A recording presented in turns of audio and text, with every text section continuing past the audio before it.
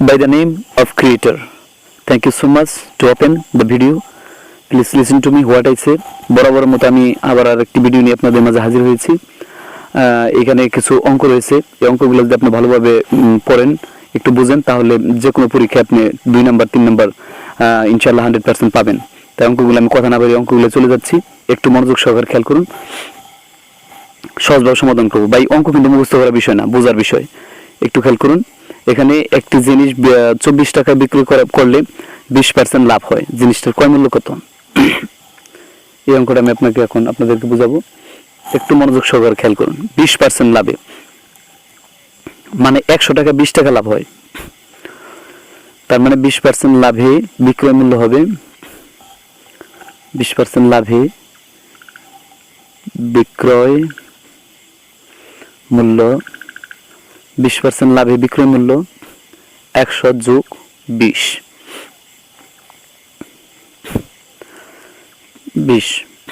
টাকা। 120 যোগ করলে খেয়াল করুন একটা জিনিস, বিক্রয় মূল্য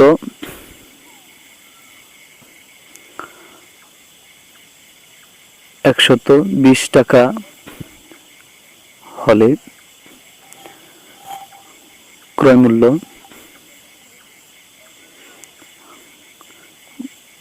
100 টাকা। খেয়াল করুন, বিক্রয় মূল্য 1 টাকা হলে ক্রয় মূল্য 100/120 টাকা। এবার বিক্রয় মূল্য দেখেন, যদি বলা 24 টাকায়, তাহলে আমরা 24 টাকা বের করব। বিক্রয় মূল্য 24 টাকা হলে ক্রয় মূল্য, এখন আমরা কাটাকাটি করব।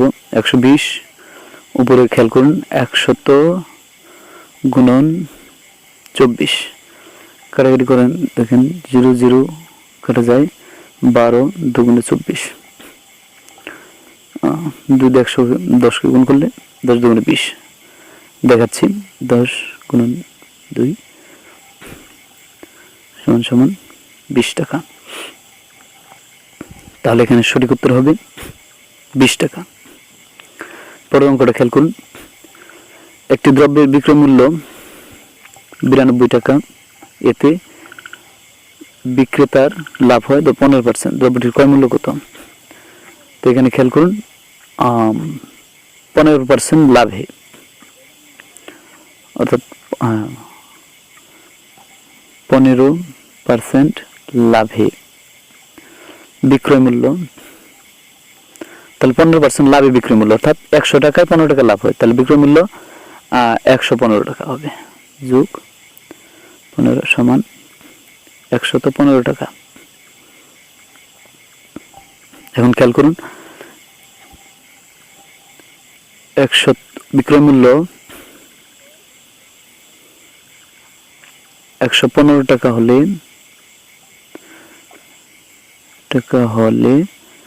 ক্রয় মূল্য হবে 100 টাকা। কেনা হয়েছিল 100 টাকা দিয়ে, বেচা হলো 115 টাকা, অর্থাৎ 15 টাকা লাভে। তাহলে 1 টাকা লাভ হলে ক্রয় মূল্য 100/115 টাকা। এখন বিক্রয় মূল্য আমরা বের করবো এখন 92 টাকায় হলে ক্রয় মূল্য, যদি 92 টাকা ক্রয় মূল্যে বের করতে বলছি, কত টাকা? 92। তখন আমরা কাটাকাটি করব। আচ্ছা, কত দেওয়া যায় খেয়াল করুন একটু। এখানে যদি আমরা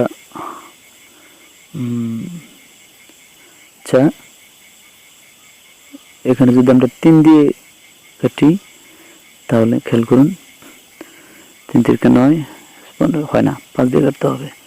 5 দিয়ে যদি কাটি, খেয়াল করুন 5 2 10, 3 5 15, অর্থাৎ 23 হয়, অর্থাৎ 5 23 115। এখন আমরা 23 দিয়ে 92 কাটবো। 23 দিয়ে 92 কাটলে কত হয়?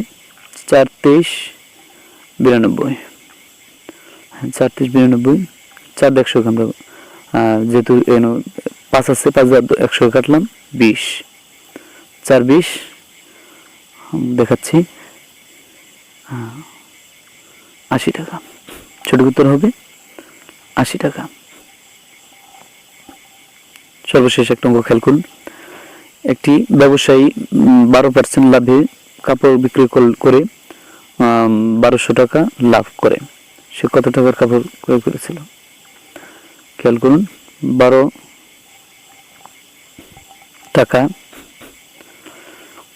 টাকা লাভ হয় হলে ক্রয় মূল্য সমান